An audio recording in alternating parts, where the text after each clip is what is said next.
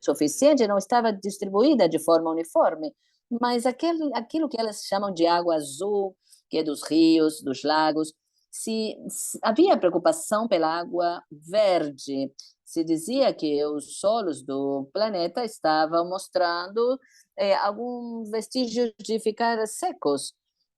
Vamos começar de algum deles. Mudança climática. Pensem que se tomamos 1850, 1900, em 2015, na Conferência das Partes em Paris, das Nações Unidas sobre Mudança Climática, estabeleceu que por nenhum motivo deveríamos subir 2 graus dos valores estabelecidos, mas não podíamos chegar para além de 1,5, e quero contar que já chegamos, e podemos vê-lo.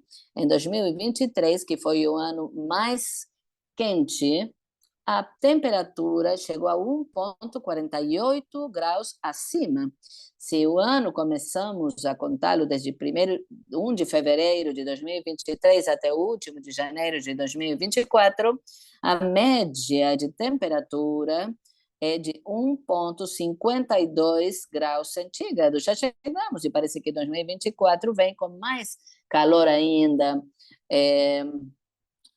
Vamos chegar a 1,5, 1,6. É provável que em 2025 a situação diminua um pouco, que tenhamos chegado, não quer dizer que vamos ficar por aí.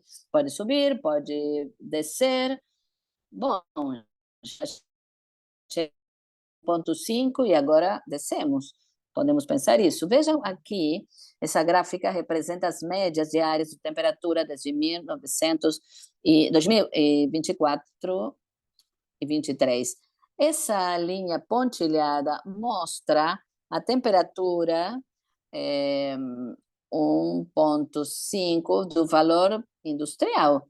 Vejam essa curva vermelha, é a temperatura do ano 2023. Vejam, quase sempre esteve por cima de 1,5 até a metade do ano, em julho. E de julho para frente, quase todo o tempo, a temperatura esteve a mais de 1,5. É por isso que se pensa que 2024 vai ser pior. Aqui, em novembro, houve uma temperatura média no planeta, esteve 2 graus acima dos valores estabelecidos. No oceano, vejam, aqui são as temperaturas entre 1979 e 2022. Vejam a curva vermelha. 2023 havia um recorde. Vejam como se separa. Não é só que é mais alto, é muito maior. Já tínhamos recordes, já se estabeleceu um recorde por mais de 21 graus centígrados.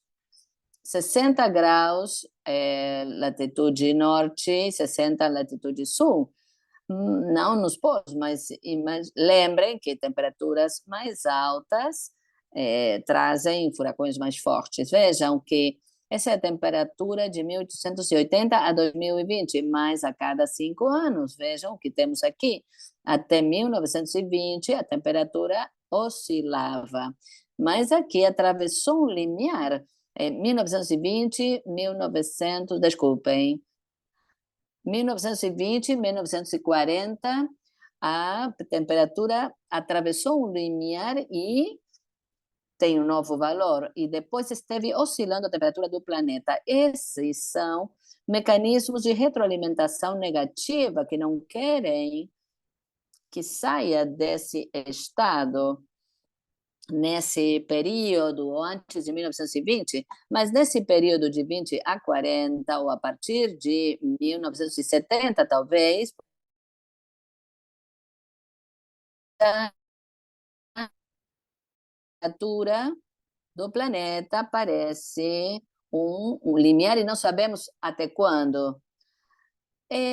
Nos concentramos muito nos aspectos técnicos, mas também temos que ver os aspectos políticos, econômicos. Essas são as visões de toda a humanidade dividida em 10% cada um. Vejam que o 10% mais rico, nesse caso, é a metade de dióxido de carbono, e 10% mais pobre apenas emite 1%.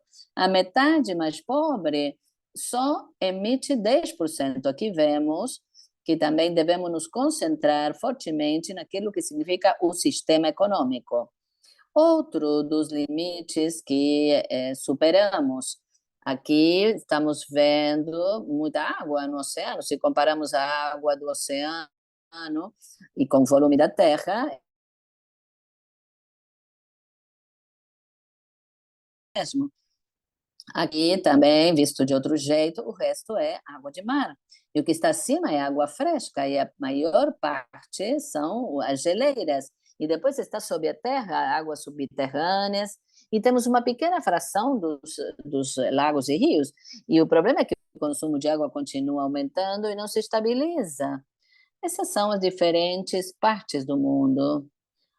A Ásia parece ser a que mais aumenta comparado com outras regiões do planeta. E isso vai ocasionar coisas como essa, vai produzir coisas como essa no ano. Isso vai de 1901 ao ano 2000, ou seja, século XX. Como mudou a chuva e o planeta, as áreas. Vocês podem ver a Austrália, que temos 50% desde o início até 2000, e as zonas na África, onde diminuiu, em algumas partes, mais de 50% se reduziu para a metade. Por exemplo, aí no Lago Tchad, que tinha 40 mil quilômetros e agora tem apenas 1.000, temos que pensar que não é apenas a mudança climática, e sim a sobreexploração da água, monoculturas. A lição que temos que aprender não é só o fenômeno, mas também causas internas. Temos a agricultura, mas a agricultura é a principal. Aqui vamos para outro dos limites planetários. Vejam que até 1970,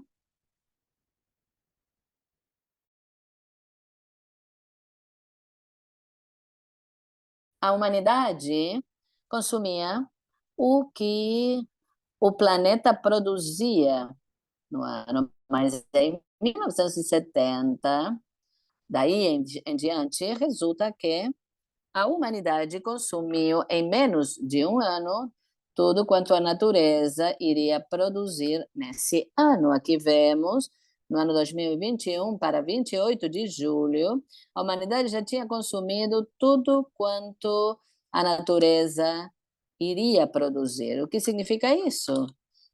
No último meio século, no nível planetário, se reduziu a abundância de vida silvestre em 69%. Vejam só, em meio século. Isso significa mamíferos, aves, répteis, anfíbios e peixes. E os outros, na América Latina, nós somos os campeões. As cifras dizem que reduzimos 94%. Outras partes do planeta reduziram menos, mas a média é essa. A outra coisa também onde é, superamos a capacidade de resiliência do planeta é o tema do plástico. Em 1950, se produziam aproximadamente 2 milhões de toneladas de plástico. Agora vai por 400 milhões. E disso, 45% é plástico que se utiliza só uma vez e passa séculos na natureza, gerando problemas. Além disso, está que nós, na América Latina e outras partes do mundo, importamos lixo plástico, que leva a maior quantidade de importação é o México. Esses são milhões de quilogramas. E, em segundo lugar, está El Salvador e, em terceiro, Equador. Aqui se utiliza maiormente para queima nas cimenteiras, né? Porque tem carbono. Agora, o que falam as empresas de plástico é que devemos reciclar. E o problema com a reciclagem é que não é nem econômica, nem tecnicamente viável. A maioria do plástico não pode ser reciclado. Por isso, no mundo, se recicla menos de 9% do plástico. Mas é o discurso de sempre, né? uma economia circular, vamos, temos que reciclar o plástico, mas se nós queremos sair do problema, temos que procurar que os plásticos, especialmente esses de único uso, vão sendo eliminados.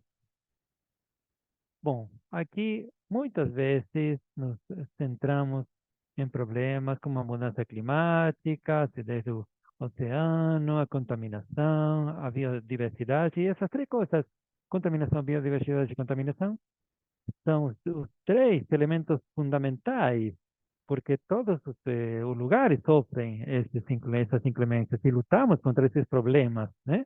Mas, bom, incluindo também pobreza e violência, são todas manifestações, mas o que não entendemos é que isto é como um tempo de gelo, como iceberg. Nós vemos apenas a parte de cima, mas a parte de baixo há todo um sistema econômico, político, ideológico, que é o que mantém a parte de cima desse iceberg. Se nós não modificarmos esses sistemas, os problemas de cima não vão ser resolvidos. Reparemos apenas nesse exemplo. Como é possível que todos os países no planeta estejamos lutando, ou concorrendo entre nós para ver quem cresce mais? Há um crescimento indefinido. Todos os presidentes falam, vamos crescer 2%, 4%, 5%. Bom, a China vai ganhando. Mas também a Europa, Estados Unidos, Japão por trás. E muito lá atrás nós, né? E claro, um crescimento indefinido, o que significa? Um consumo indefinido de recursos, por uma parte, e pela outra, uma geração indefinida, cada vez maior, de detritos. Então, a pergunta é: como podemos crescer indefinidamente num planeta que não cresce? Aí uma lógica que não funciona. Isso devemos ter bem claro. Não podemos evitar ter que nos tornar em organizações que estamos contra o sistema que está prevalecendo, né? Bom, até aí cheguei. Obrigado, colegas, companheiros. Não sei se tem perguntas agora ou isso é depois. Muito obrigado, Ricardo, pelos comentários da situação e da problemática atual, né? E dá lugar às demandas atuais, né? E vamos deixar as perguntas para o final, por uma questão de tempo, e agora passemos a Alejandra Parra, que vai falar sobre o processo do Tratado dos Plásticos. Muito obrigado. Olá a todos e todos. É um saúdo do povo Mapuche, como eu sempre falo, e é o legítimo dono do território onde eu moro, no Temuco, na Araucária, no sul do Chile. Bom, muito obrigado, Ricardo, por essa boa apresentação e contextualização de por que é tão importante tratar essa crise dos plásticos, porque está submergida nessa crise planetária e é um elemento importante dentro dessas três crises que o Ricardo explicou muito bem. E também essa relação das crises ambientais com o establishment, digamos, né, da situação política e econômica no mundo, né? É uma relação que sempre devemos levar em consideração. Muito obrigado, Ricardo, e todos que estão aqui hoje compartilhando este momento.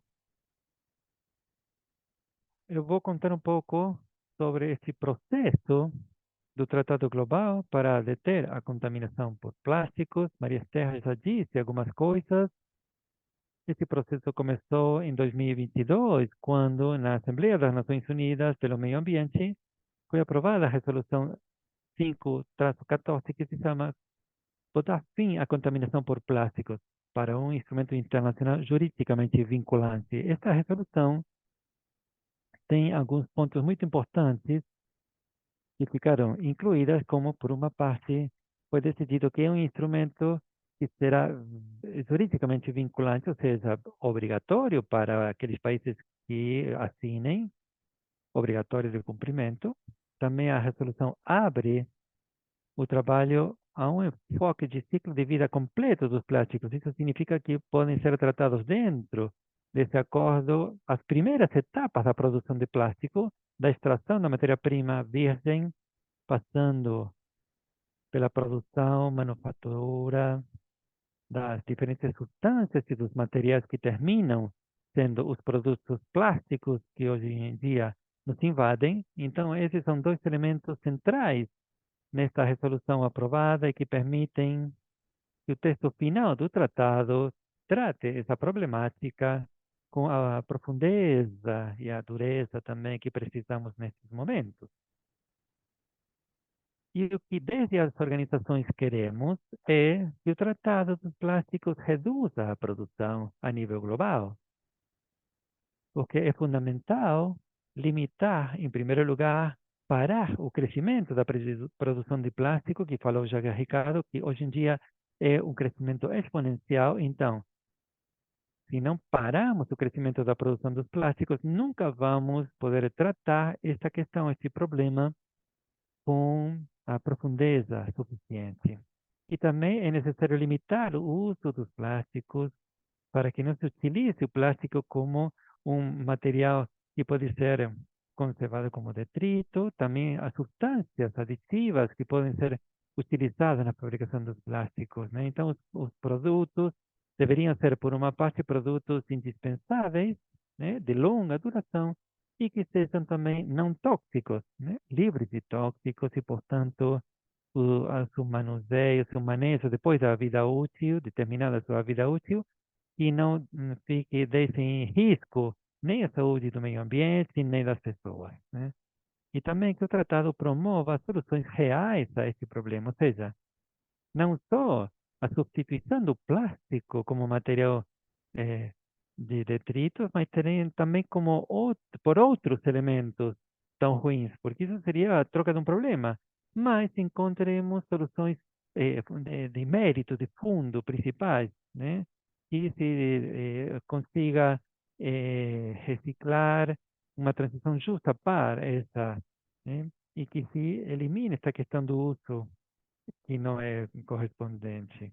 Então, a participação também das pessoas que se livre de conflitos de interesses, porque a verdade é que cada vez há uma participação maior nas indústrias, nos processos de negociação que fazem lobby com os governos e, de fato, controlam diretamente muitos governos que estão negociando o tratado. Também outro ponto importante para as organizações da sociedade civil é que há uma transição justa para os recicladores de base, que é um setor especialmente do sul global, aqui na América Latina, na África, na Ásia. Há milhões de recicladores de base e recuperam do nosso lixo aqueles materiais que ainda são úteis para substituir o uso de matérias-primas virgens e também o que esse tratado possa afetar essas pessoas que trabalham tão de perto com esses materiais. Queremos que sejam esses assuntos tratados de forma eh, correta, né? E também que essas sejam consideradas as próprias eh, propostas, ideias daqueles que trabalham com esses materiais. Até agora foram realizadas 3 reuniões para negociar o acordo. Por uma parte, a resolução que foi aprovada na Assembleia das Nações Unidas pelo Meio Ambiente haveria um mandato para a comissão, para a formação de uma equipe internacional de negociações, que em inglês é International Negotiation Committee, em inglês, INC. E aí foi decidido que o tratado vai ser redigido em 5 reuniões deste INC. Nesses grupos fazem parte todos os governos que fazem parte da Assembleia das Nações Unidas para o Meio Ambiente. E até agora se realizaram 3 reuniões do INC. A primeira foi em Uruguai, no mesmo ano de 2022, no mês de novembro.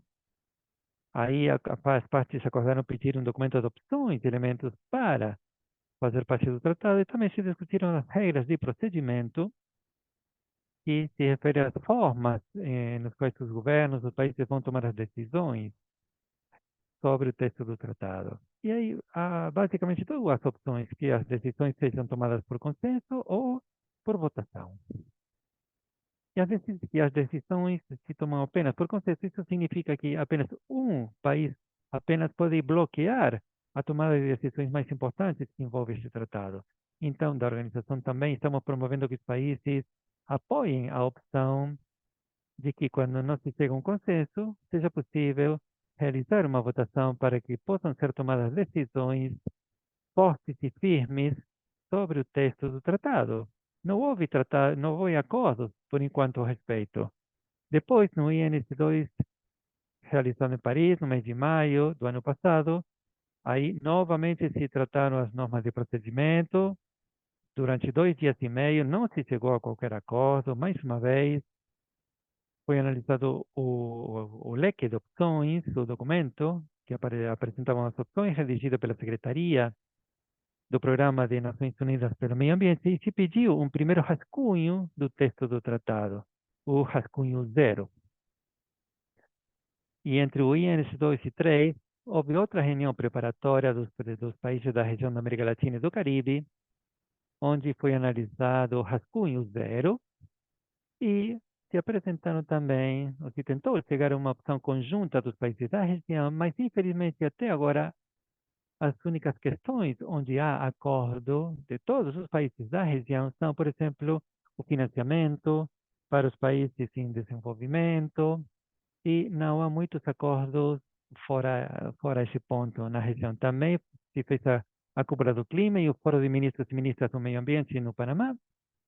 E aí há uma imagem da ministra do meio ambiente do Chile, a quem eu entreguei esse texto da Gaia de lixo zero e zero emissões, e também um trabalho feito permanentemente através de várias organizações da sociedade civil, de lobby também, de tentar influenciar as posições dos nossos governos dentro desse processo. Também o INS3 foi realizado em Nairobi, no Quênia, final do ano passado, e ali, a verdade, não houve outros avanços nas discussões, houve bastante bloqueios de parte de alguns países que não querem que as negociações avancem, e o que deu como resultado é que hoje temos um texto com base no rascunho zero, mas que também foram adicionadas outras opções que foram incorporadas dos países nesse INC3, e terminamos num documento de mais de 70 páginas e que tem 3, 4, 5 opções por cada item, cada parágrafo. Nesse mesmo INC, vimos que apareceram, ou estão aparecendo, cada vez com maior força, falsas soluções ao problema dos plásticos, como, por exemplo, os eh, créditos plásticos que está oferecendo a indústria, e também sabemos que está sempre aí a incineração, queima de lixo, a reciclagem química, a pirólise como solução que a indústria oferece para resolver o problema, e não é nenhuma solução, é apenas a perpetuação dessa problemática, inclusive significam problemas mais graves ainda, né, que a própria contaminação pelos plásticos, né, como o caso da incineração. Também detectamos um crescente conflito de interesse na participação no INC, devido à participação da indústria, e, como já falei, está tentando fazer lobby, né, porque perante os próprios países. Também uma falta de participação real dos povos originários no processo de negociação do tratado. Há participação dos representantes de povos originários, mas eles não têm um espaço formal de representação dentro dos INC. Também não receberam a opção de se organizar ou de organizar eventos paralelos oficiais nos INC. Então, esta é uma demanda dos próprios povos originários e também das organizações da sociedade civil que apoiamos, claro, bem como os recicladores de base, para que exista uma participação real dos povos originários, que também são especificamente afetados pela contaminação dos plásticos, seja pela contaminação em si, nos ambientes onde eles vivem, como também pelas mudanças da forma de vida e a possibilidade de reproduzir os seus cultivos, como pela contaminação por plásticos, impede de desenvolver suas formas de vida tradicionais, né? Entre outras. Também são uma fonte importante de conhecimentos e tem que estar colocada em valor na hora de encontrar soluções às crises dos plásticos que vão ser incorporadas no tratado, né? E apenas aqui quero entregar alguns dados fortes, né, sobre o lobby das empresas nos INCs. Este é uma análise feita pelo CIEL, que é uma organização que estuda a legislação ambiental internacional e que está participando fortemente nesse processo. E eles contabilizaram que no último INC havia mais lobistas da indústria que representantes de 70 países combinados. Havia 5 vezes mais representantes da indústria que de organizações de povos originários e mais ou menos o mesmo número, de 5 vezes mais representantes da indústria que representantes dos cientistas independentes. Então, é uma luta permanente que temos entre a representação da sociedade civil e estamos lá pelos interesses da saúde pública, os interesses da saúde planetária versus a indústria que está apenas representando, e vimos que são os que provocam essa crise. Então, de nenhum jeito podem ter o mesmo valor a representação de uma indústria versus a representação da cidadania e da sociedade civil.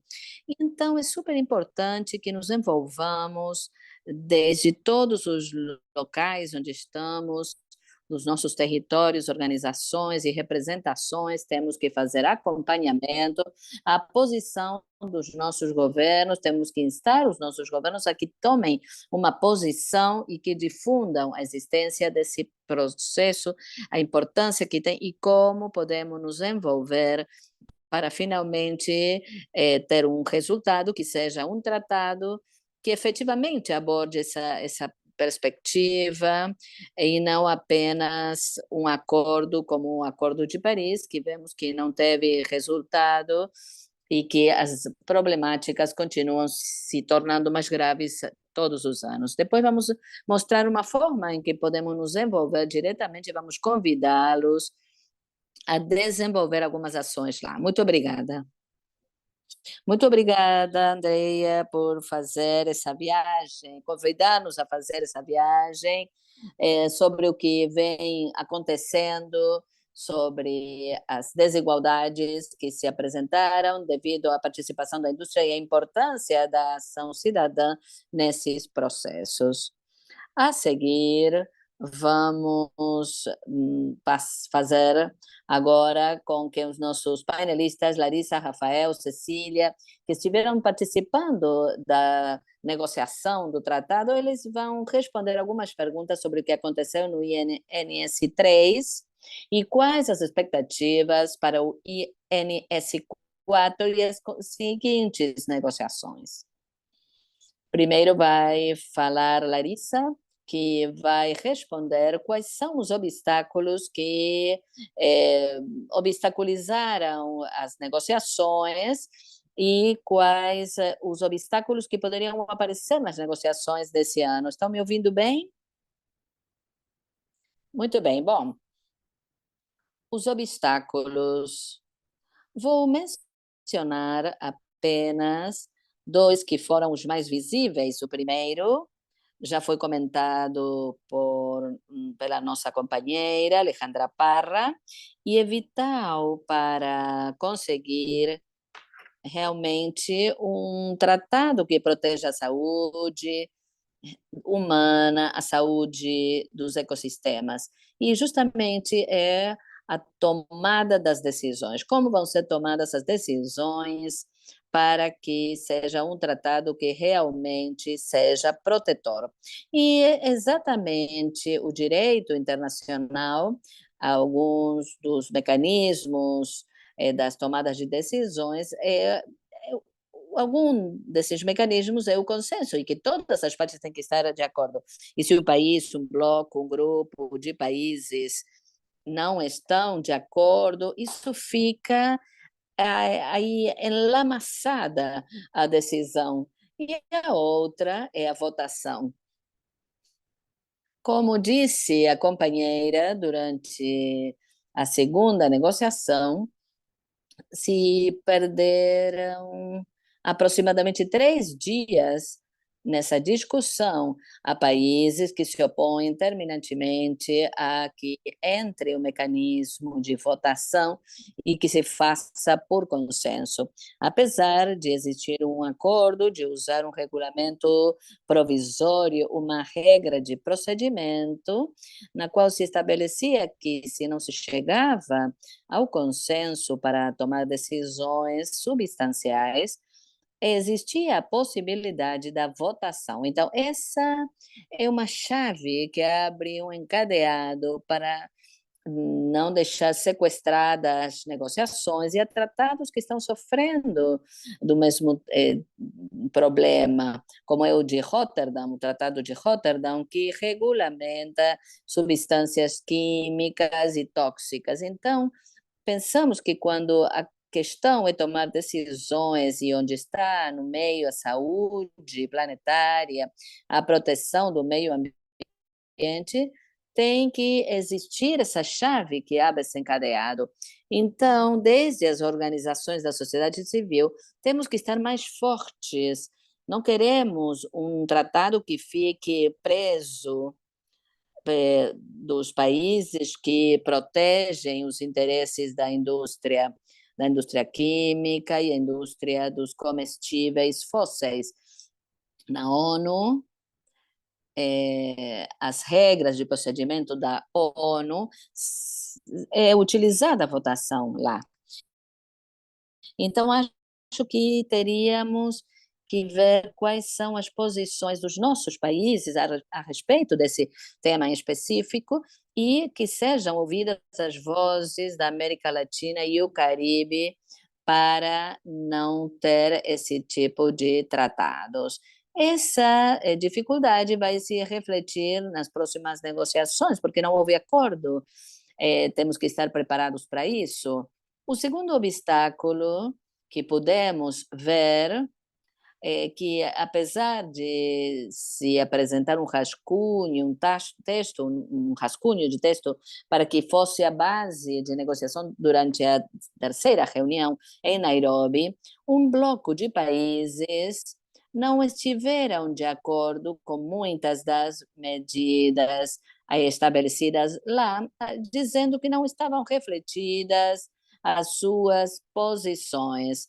Esse rascunho zero era ambicioso, em certa forma, incluía a redução da produção, medidas de proibição e medidas de redução progressiva da produção das substâncias tóxicas, mas o que encontramos na terceira negociação foi muitos países fazendo lobby com a indústria química e comestíveis fósseis, e como disse a Alejandra, todos esse relatório feito por Ciel, Greenpeace e outros que denunciaram mais de 140 delegados da indústria, a presença de delegados da indústria dentro das delegações dos próprios países. Isso realmente nos deixa em desvantagem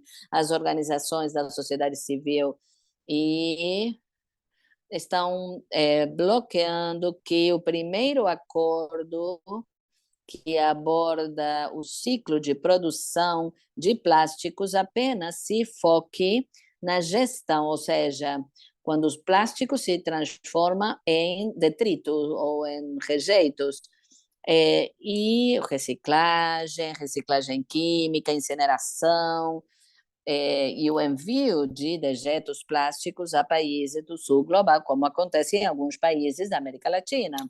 Então, acho que esse tema do lobby por parte da indústria tem que ser regulado pelo secretário, pelo Já houve uma carta que se apresentou por parte das organizações, nas quais se exigiam negociações livres de conflito de interesse. Vai ser um desafio enorme. Acho que temos que ter mais presença nas delegações, se não se pode de forma presencial, pela distância.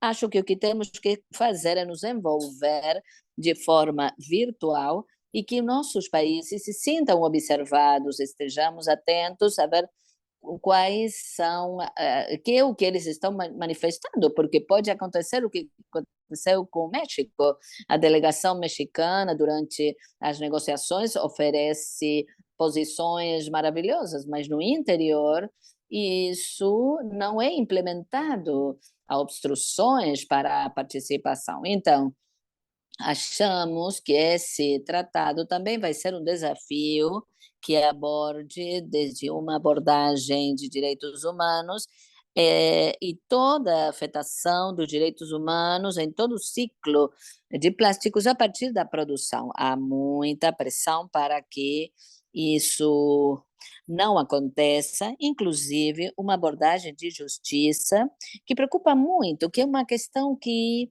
se concentra também no final da vida útil dos plásticos, ou seja, uma abordagem de justiça que só vai produzir um desastre, é, vai só levar a territórios colapsados por plásticos, e estamos com uma abordagem completa de justiça, isso é que precisamos, e que vá para além da restauração dos territórios colapsados. Tenho muito pouco tempo para isso. Depois, se houver alguma pergunta, poderei responder. Muito obrigada, Larissa, pelo comentário desses desafios. Há perguntas, podem deixá-las no chat ou no espaço de perguntas e respostas e vamos respondê-las no final. Passo agora para Rafael, que vai nos responder quais demandas levou a delegação da América Latina às negociações, que elementos deve ter o tratado para que as necessidades e realidades da América Latina se vejam refletidas no texto final. Tem a palavra, Rafael.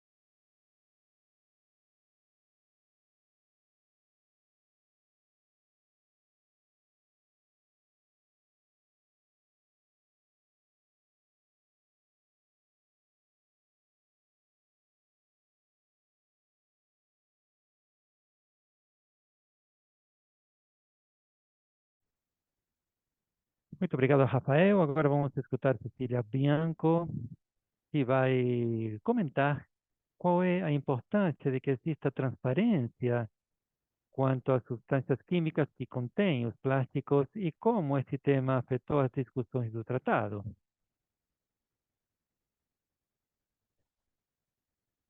Cecília? Sim, eu vou compartilhar a tela. A ver, vocês conseguem ver? Sim? Ou ainda não? Ainda não, Ceci.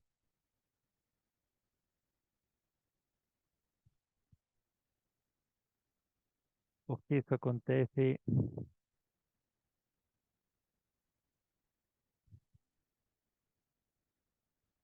Por favor, precisaria um minutinho. Ceci, eu poderia compartilhar com você.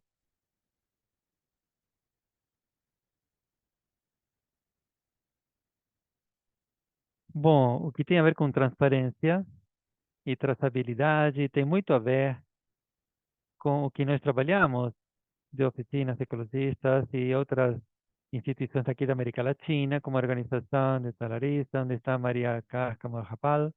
A próxima slide, por favor.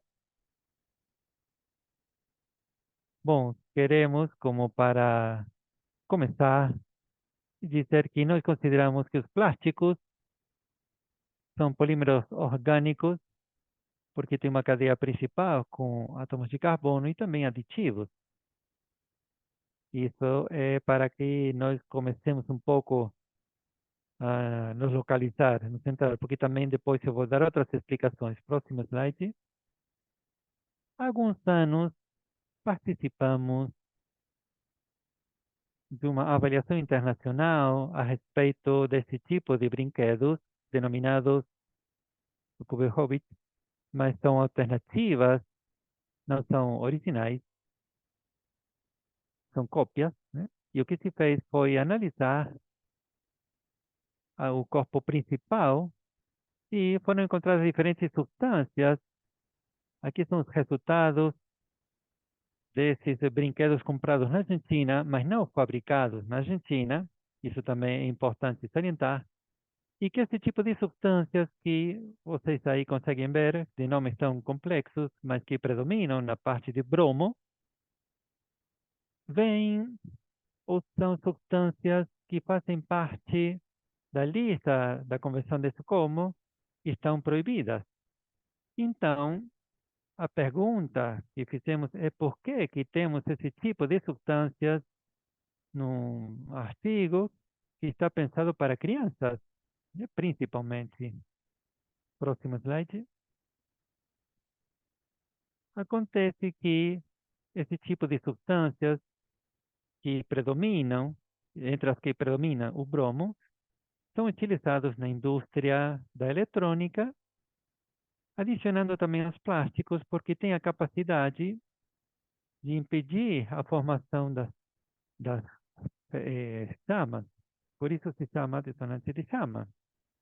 E quando começa a ser analisado como está essa adição de diferentes substâncias químicas, esta análise que faz o cientista Geyer com outros pesquisadores indica claramente que os aditivos são componentes ou elementos fundamentais nos diferentes polímeros dos quais nós geralmente sabemos pelo triângulo que se identifica como 1, 2, 3, que é um triângulo ou um ícone desenvolvido pela indústria, mas que não só vai ter, por exemplo, polipropilenos, mas também vai ter polipropilenos, mais outros aditivos para dar determinadas funções, para adicionar determinadas funções. Quanto ao PVC, há um aditivo que se coloca, que é o estalato, que pode chegar a ser 80% do peso.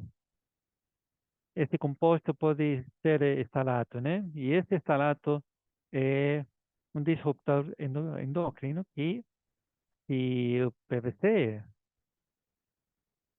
é reciclado, com certeza que estará se incorporando estalato e tem que ver o que se produz com isso, né? Próximo slide. Bom, esse slide é uma análise feita de informação referida aos aditivos, que, como conseguem ver, há muitos, mas outros não estão categorizados. Então, além de aparecer de forma maioritária, e vamos que isso só é uma análise parcial das coisas que se utilizam na indústria dos plásticos, vemos que o número todo está em 16 mil substâncias aditivas que tem os diferentes plásticos, né? Próximo slide. E aqui chegamos ao ponto do que é transparência e traçabilidade.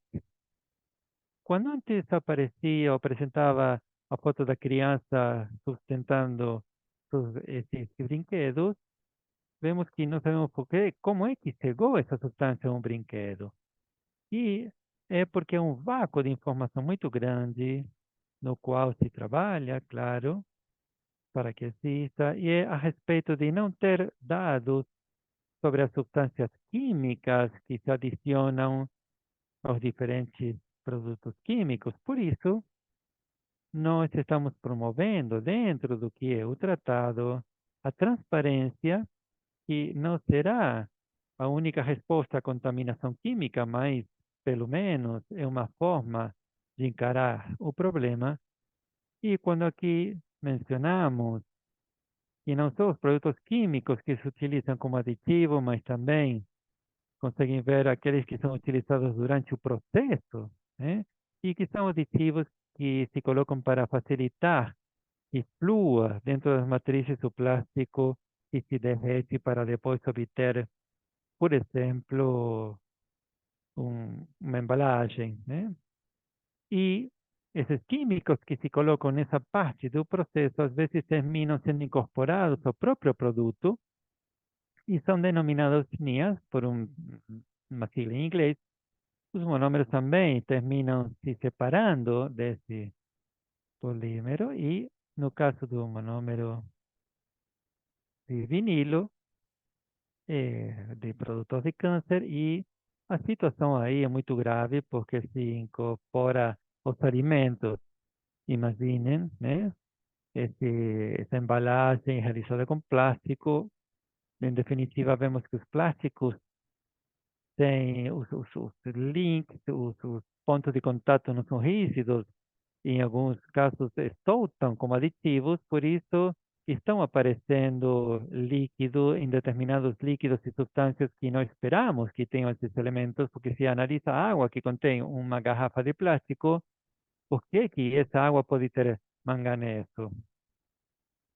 Outra coisa que se considera que deve trabalhar-se em conjunto é a traçabilidade. Por uma parte, então, a transparência, dando informação sobre todas as substâncias químicas que participam no ciclo de vida do plástico, e a traçabilidade sobre os produtos, inclusive os plásticos, para saber exatamente, através de uma determinada identificação, que tipos de substâncias químicas foram adicionados ou adicionados a esse produto. Em todo o processo de manejo de informação, que deve ser globalmente harmonizada e de acesso público, como acontece nesse caso na Europa, ou seja, não é uma coisa impossível, né? Onde existe um passaporte e através de um código podemos conhecer em alguns produtos da Europa, saber que substâncias químicas tem. Então, esse tipo de informação deve ser, reitero, de acesso a todo o público e retirar aquelas que são substâncias químicas tóxicas. Já inicialmente deve ser separado, né? Agora eu mencionava que os estalatos, que são substâncias disruptoras endocrinas que afetam o sistema hormonal, continuam sendo utilizadas. Então, esse tipo de substâncias devem ser retiradas de todos esses produtos. Em definitiva, nós entendemos que todos esses elementos devem ser tratados a países dentro da negociação que diretamente a resolução referida a esse tema, que se refere à transparência, talvez um pouco mais do que à traçabilidade, é isso que se trabalha dentro do texto do trabalho, optam por que desapareça essas partes. Então, aí vemos entre países que sim, na região de Grulac, onde está a Argentina, e os países que aqui estamos fazendo nossas apresentações estão de acordo com essa transparência, talvez não nos detalhes que eu apresento, mas há um apoio. Outros países por fora do GRULAC sabemos que não estão de acordo. E a respeito do que este sistema global que antes mencionava, não tem a ver com o sistema globalmente harmonizado que sim está em vigor, que existe desde 2003, que muitos países têm incorporado já, porque tem grandes limitações, já que fundamentalmente trabalha sobre substâncias químicas específicas ou misturas, que são depois as que se utilizam na indústria. Então, para que vocês reparem facilmente, são aqueles que têm um triângulo e uma caveira, o triângulo e uma imagem como que pode pegar fogo. Então, esse tipo de ícones respondem a este sistema globalmente harmonizado, padronizado, mas que fica aí, na etapa da substância química. Nós queremos que isso seja incorporado, inclusive aos plásticos e aos produtos que se fazem com plásticos. A outra coisa que eu quero dizer que são as organizações que incentivam fortemente a questão da transparência e traçabilidade, e que as organizações que mencionei no começo estamos acompanhando e difundindo para conseguir maior conhecimento, para que todo mundo saiba quais são as substâncias que têm os produtos plásticos e o plástico em si, e estou falando dos polímeros em particular. Muito obrigado. Muito obrigado, Ceci, por esta informação, que faz compreender que os plásticos, na verdade, são tóxicos e que são um problema bem antes de que sejam um detrito, um resíduo, né? Em todas as etapas de produção e de uso também são prejudiciais. Muito obrigado. Agora vamos a escutar a Alejandra Parra mais uma vez, porque ela vai contar o que podemos fazer, como podemos influenciar para que a voz da sociedade civil se reflita no tratado, no texto final, e que estratégias podemos implementar desde nossos países para apoiar as delegações que fazem parte, né, ou que participam, sem ter que sermos nós mesmos, né? O que podemos fazer desde as nossas próprias comunidades? Muito obrigado.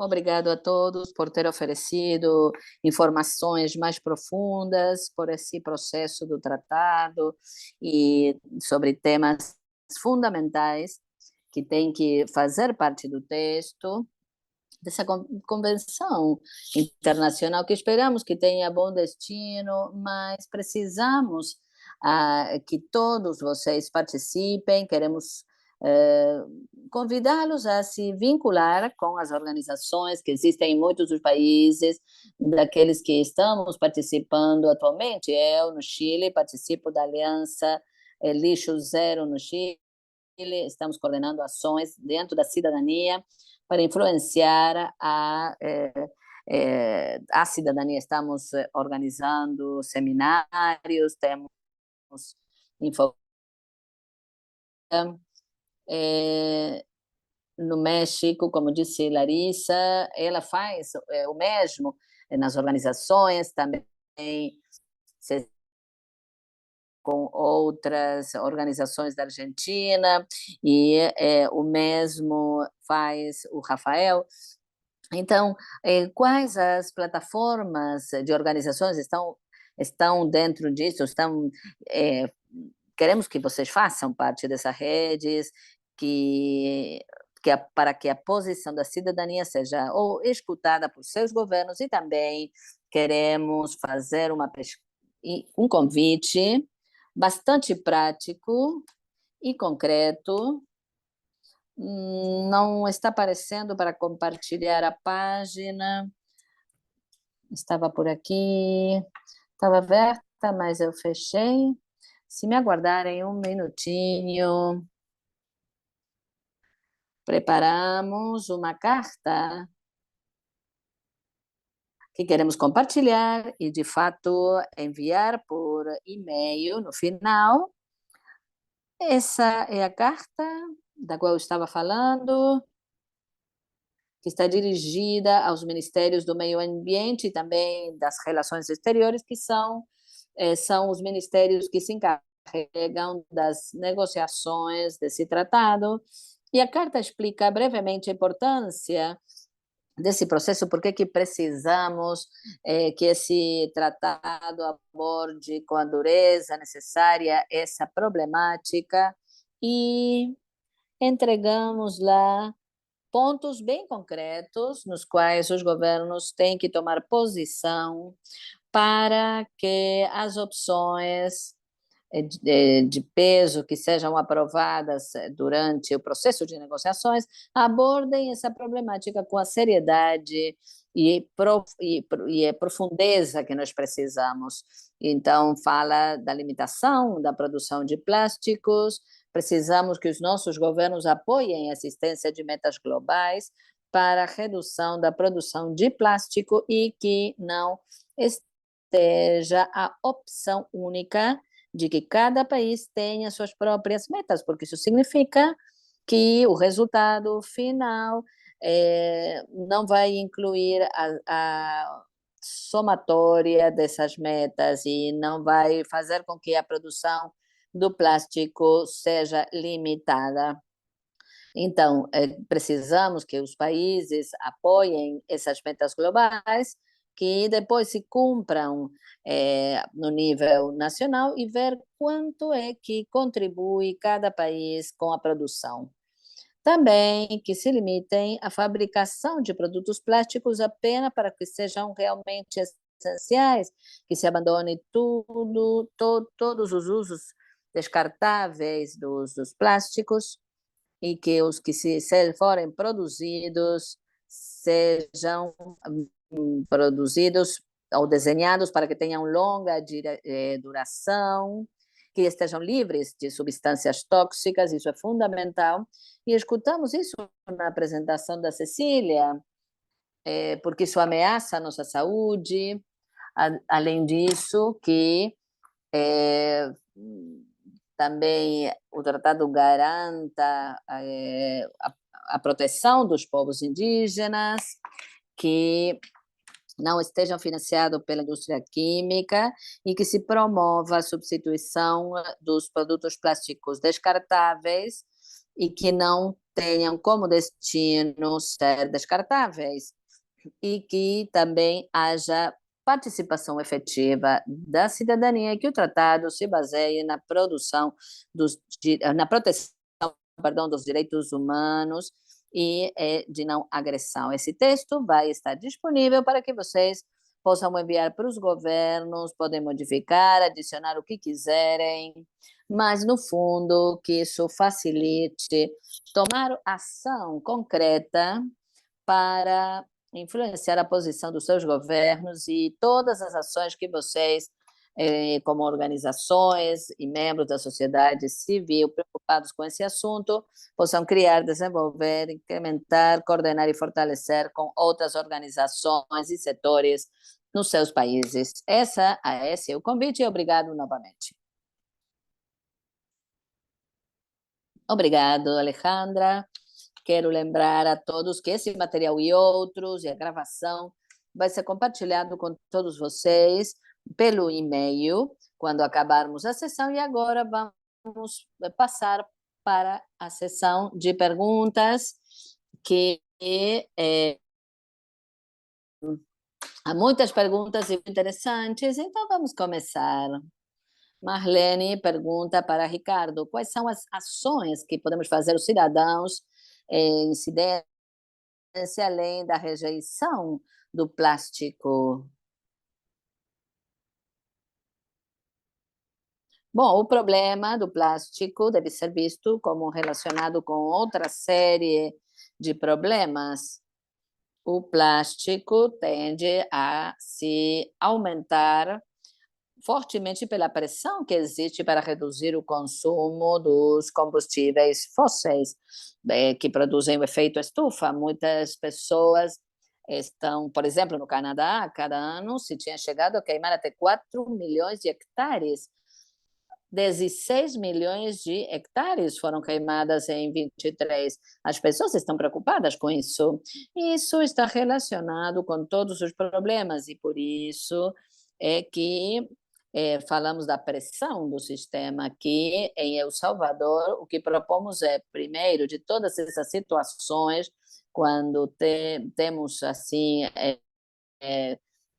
que a questão de reuniões com as prefeituras é a sobrevivência. Quais são os alimentos que precisamos, que a água tenha que ser produzida de forma agroecológica, não com pesticidas, que não se joguem o alimento, reduzir e, eventualmente, proibir os plásticos descartáveis e alternativas.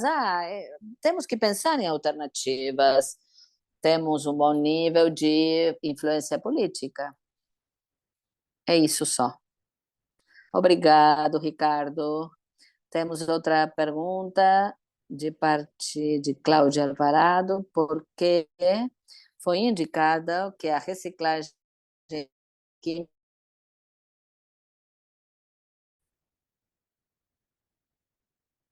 não estamos escutando. Não está dirigida a ninguém em especial. Eu tinha.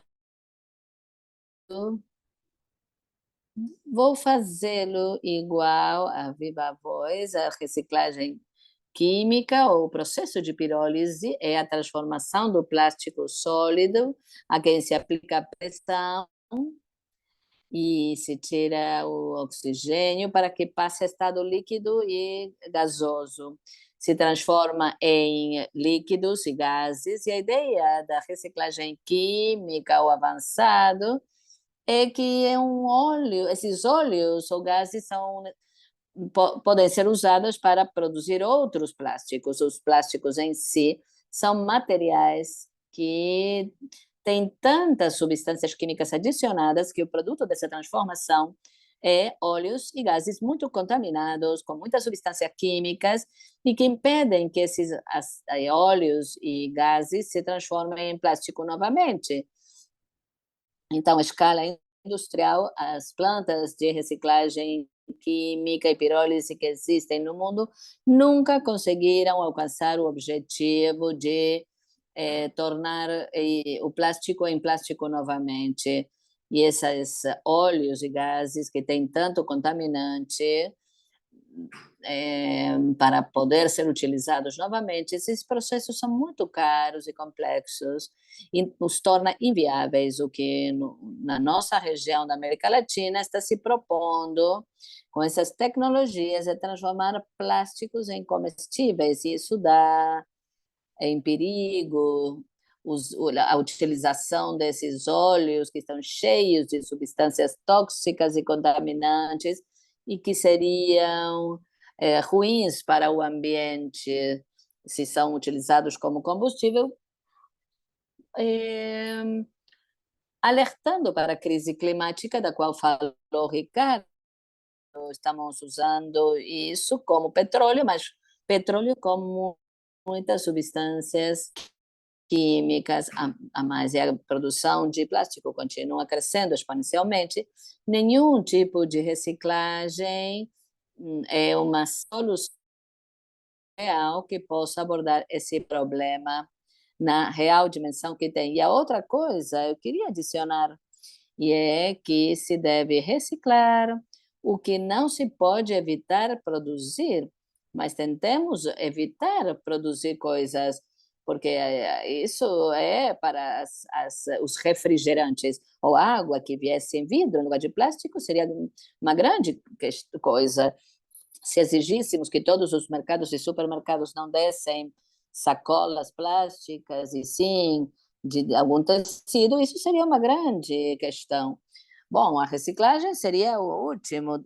O importante é evitar gerar o plástico.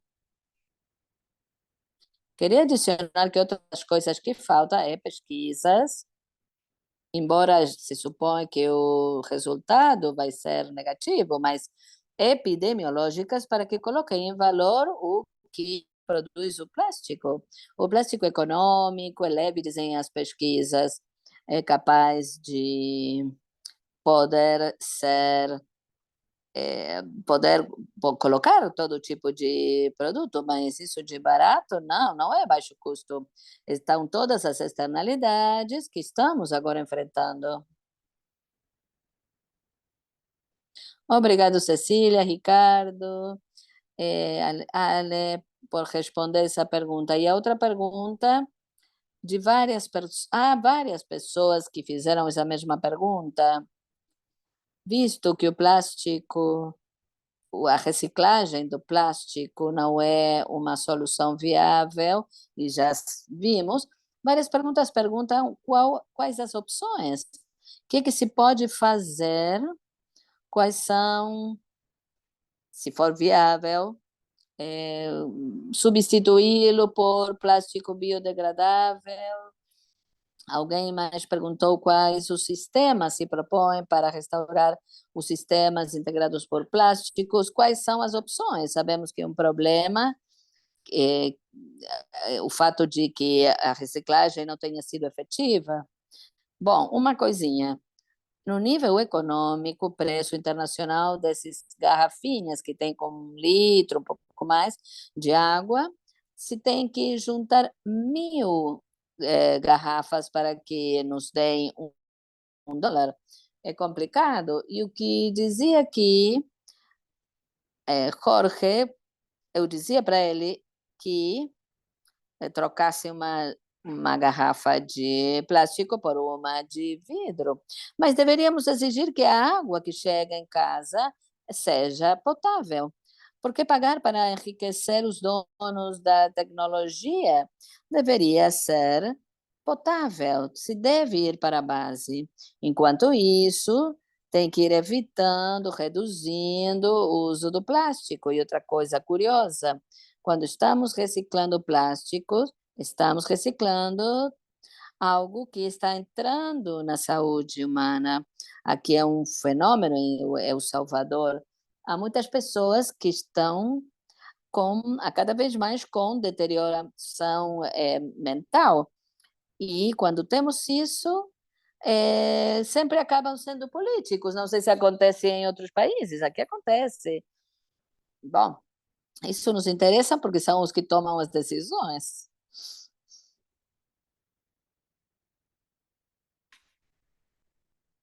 Eu queria dizer que os comentários do Ricardo são geniais e queria mencionar algo que está dentro das organizações que estamos trabalhando, ou participando do trabalho. Tudo quanto é feito, como disse Ricardo, a simples substituição do plástico por produtos também que podem se descartar não vai resolver o problema. No Chile, temos milhões de hectares de pinheiros e eucaliptos para a produção de papel e papelão descartável, para embalar leite, suco. E essas embalagens são possibilitadas por essas hectares, milhares de hectares que foram desmatadas.